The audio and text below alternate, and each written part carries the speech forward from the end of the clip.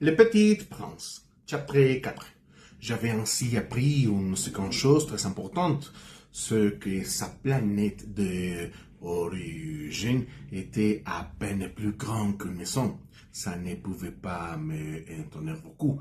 Je savais bien qu'en dehors des grosses planètes comme la Terre, Jupiter, Mars, Vénus, ou ce qu'on a donné des noms, il y en a des centaines d'autres qui sont quelquefois si petits qu'on a beaucoup de mal à le apercevoir au télescope. Quand un astronome découvre l'une d'elles, il lui donne pour nom un numéro. Il l'appelle par exemple l'astéroïde 3251. J'ai de sérieuses raisons de croire que la planète où venaient les petits princes et l'astéroïde V612. Cet astéroïde n'a été aperçu qu'une fois au télescope en 1901 par un astronome turc. Il avait fait alors une grande démonstration de sa découverte à un congrès international d'astronomie, mais personne ne l'avait cru à cause de son costume. Les grandes personnes sont comme ça. Heureusement, pour la réputation de l'astéroïde V612, un dictateur turc imposa à son peuple sous peine de mort de s'habiller à l'européen. L'astronome refit sa démonstration en 1920 dans un habit très élégant, et cette fois que tout le monde fut de son avis. Si je vous raconte ces détails sur l'astéroïde V612 et si je vous confié ce numéro, c'est à cause de grandes personnes. Les grandes personnes amènent le chiffre. Quand vous leur parlez d'un nouvel ami, elles ne vous questionnent jamais sur l'essentiel. Elles ne vous disent jamais quelle est le son de sa voix, quels sont le jeu qu'il préférait. Est-ce qu'il collectionnait les papillons? Elles vous demandent quel âge a-t-il, combien a-t-il de frères, combien pèse-t-il, combien gagnait son père. Alors, seulement elles croyant le connaître. Si vous dites aux grandes personnes, j'avoue une belle maison en briques rosées avec de géranium aux fenêtres et des colombes sur les toits, elles ne parviennent pas à s'imaginer cette maison. Il faut leur dire, j'avoue une maison de 100 000 francs. Alors, elles se créent comme c'est joli.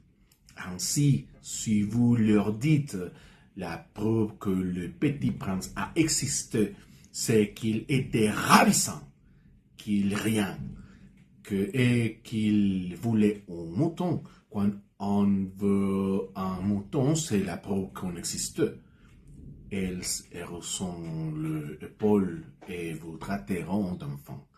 Mais si vous leur dites la planète d'où il venait et l'astéroïde B612, alors elles seront convaincues et elles vous laisseront tranquille avec leurs questions.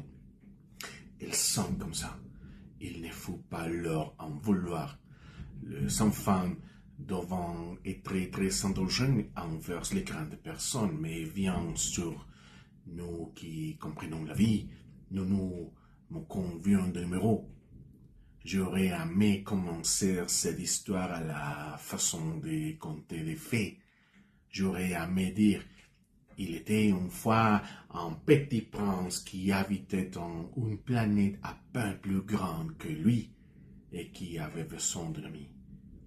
Pour ceux qui comprenaient la vie, ça aurait l'air beaucoup plus vrai. Je n'aimais pas qu'on lisait mon livre à la légère. Je éprouvais tant de chagrin à raconter ce souvenir. Il y a 6 ans déjà que mon ami est allé avec son mouton. Si j'essayais ici de le décrire, c'est afin de ne pas oublier. C'est triste, oublier un ami.